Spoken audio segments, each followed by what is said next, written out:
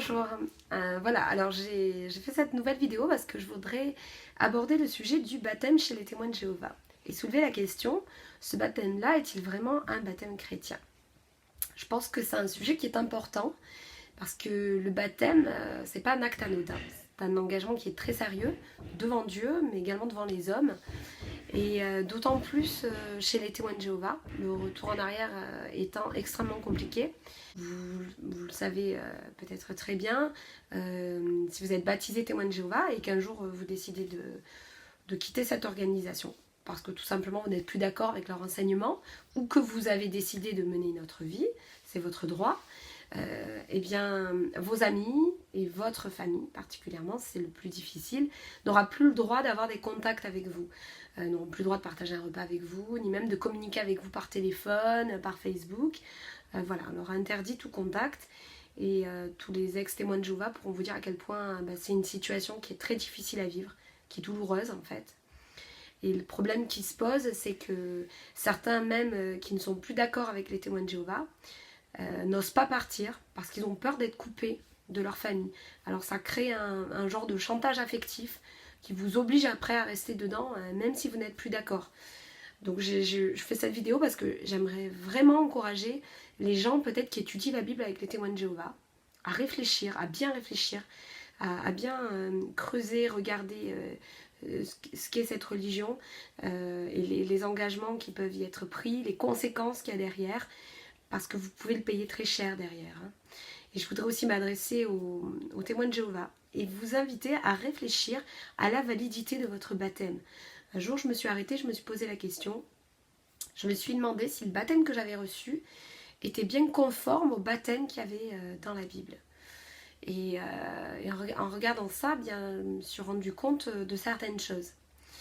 Alors moi, ce que je vous propose, c'est de comparer le baptême des témoins de Jéhovah et de comparer le baptême tel qu'il est présenté dans la Bible. Alors sur la forme, le baptême des témoins de Jéhovah, il n'y a pas de souci, il est fait à un âge de raison, on ne baptise pas les bébés, donc ça c'est conforme à la Bible, et il est fait par immersion totale dans l'eau, comme il était présenté dans la Bible. Moi, ce qui me pose un problème, en fait, c'est plus le fond. En quel nom les témoins de Jéhovah se font-ils baptiser? Alors j'aimerais voir avec vous une série de versets bibliques où on voit des chrétiens du premier siècle se faire baptiser pour regarder tout simplement comment est-ce qu'ils sont baptisés. On pourrait prendre Matthieu chapitre 28 verset 19 où Jésus dit « Allez donc et faites des disciples, des gens d'entre toutes les nations, les baptisant au nom du Père et du Fils et de l'Esprit Saint. » Voyons d'autres versets. Acte 2, 38, c'est Pierre qui parle. Il dit « Repentez-vous et que chacun de vous soit baptisé au nom de Jésus-Christ pour le pardon de vos péchés. » Je vais encore en prendre peut-être un ou deux. Acte chapitre 19, verset 5. Il est dit « En entendant cela, ils se firent baptiser au nom du Seigneur Jésus. » Et on pourrait finir peut-être avec Acte 10, 48. Là-dessus, il ordonna qu'ils soient baptisés au nom de Jésus-Christ. Voilà, donc dans ces versets, c'est clair, on nous explique vraiment de quelle manière on doit baptiser. Il y a deux formules qui sont données. On a vu en Matthieu 28, 19, on peut baptiser au nom du Père, du Fils et du Saint-Esprit.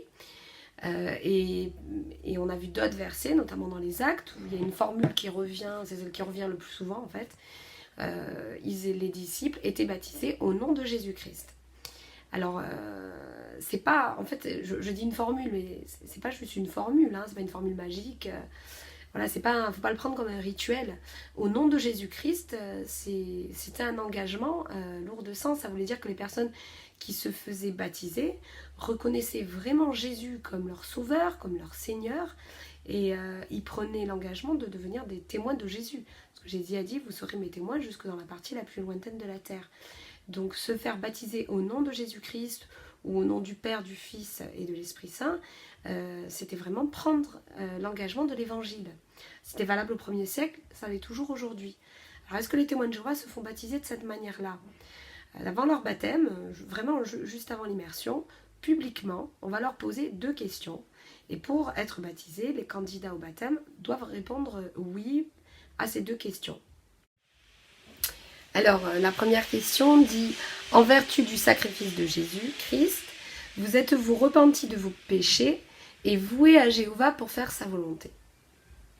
Et la deuxième question dit « Comprenez-vous qu'en vous faisant baptiser, après vous être voué à Jéhovah, vous montrez que vous devenez témoin de Jéhovah et que vous appartenez désormais à l'organisation qu'il dirige par son esprit ?»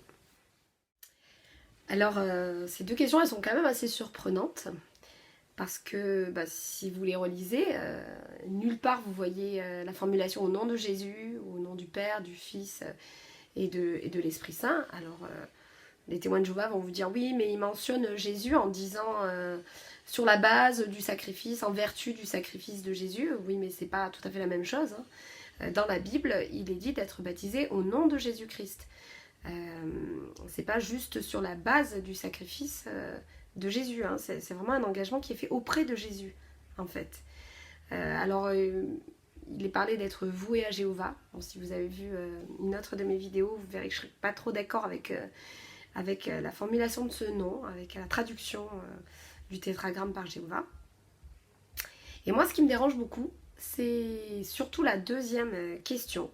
À la fin de la deuxième question, il est dit, je relis juste la fin, « Vous montrez que vous devenez témoin de Jéhovah et que vous appartenez désormais à l'organisation qu'il dirige par son esprit. » Alors, je trouve que ce mot-là, appartenir, c'est quand même un mot qui est lourd de sens. Si on réfléchit dessus, on ne vous demande pas d'appartenir à Jésus-Christ, ni au Père, on vous demande d'appartenir à l'organisation. Mais qu'est-ce que c'est que l'organisation? Est-ce que dans la Bible, lorsqu'on a regardé les baptêmes chrétiens, vous apparteniez à une organisation? Moi, je l'ai vu nulle part dans la Bible. Hein. Appartenir à une organisation d'hommes, là, elle est composée d'hommes, en l'occurrence l'organisation des témoins de Jéhovah. C'est très lourd de sens, surtout que cette organisation-là, elle affirme n'être ni inspirée ni infaillible. Regardez, vous pouvez le vérifier vous-même si vous prenez la tour de garde de février 2017, page 26, le paragraphe 12, je cite, hein, « Le collège central n'est ni inspiré ni infaillible. Il peut donc se tromper sur des questions doctrinales ou d'organisation. » Donc là, je vous demande vraiment de réfléchir.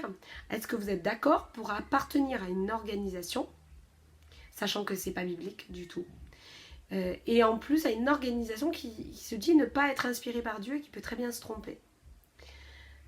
Moi, personnellement, ça m'a fait beaucoup réfléchir.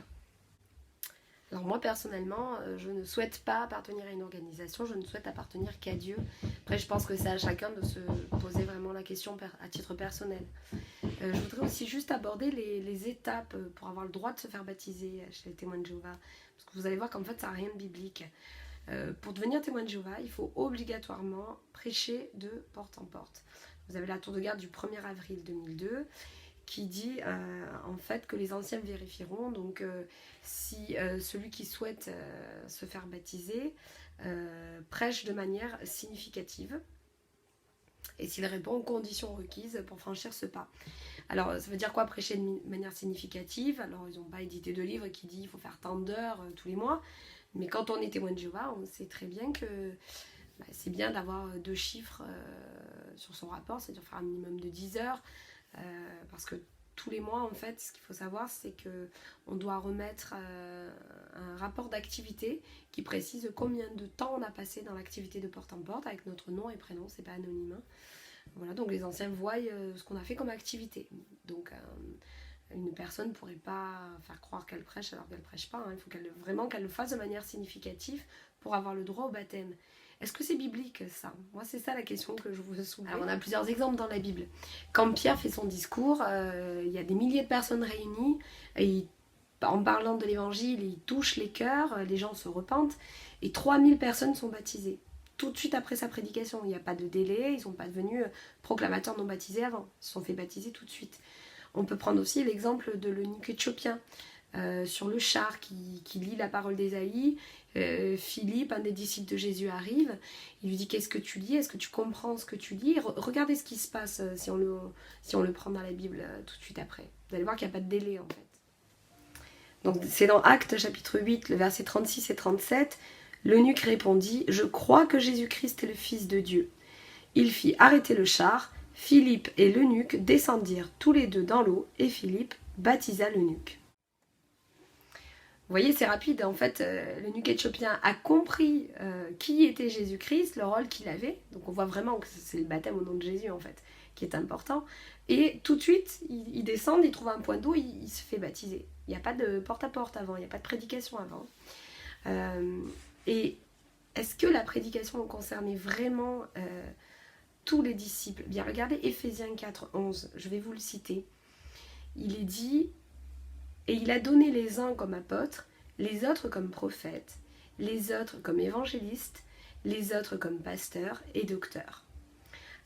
Donc dans ce verset-là, on voit bien que chacun a une place en fait dans le corps de Christ et que pas tout le monde est évangélisateur en fait. Certains reçoivent d'autres dons et l'important c'est d'utiliser les dons que Dieu a mis en nous en fait. Que dire également des 103 questions qui précèdent le baptême?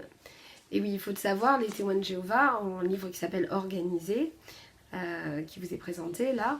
Et à la fin de ce livre, il y a 103 questions de doctrine qui sont posées au candidat au baptême. Et donc le candidat au baptême doit bien étudier ces points-là, qu'il doit quand même maîtriser plus ou moins pour avoir le droit de se faire baptiser. En fait, c'est pas tant les questions qui me dérangent, c'est que c'est très humain en fait tout ça. Tout à l'heure on a dit appartenir à une organisation.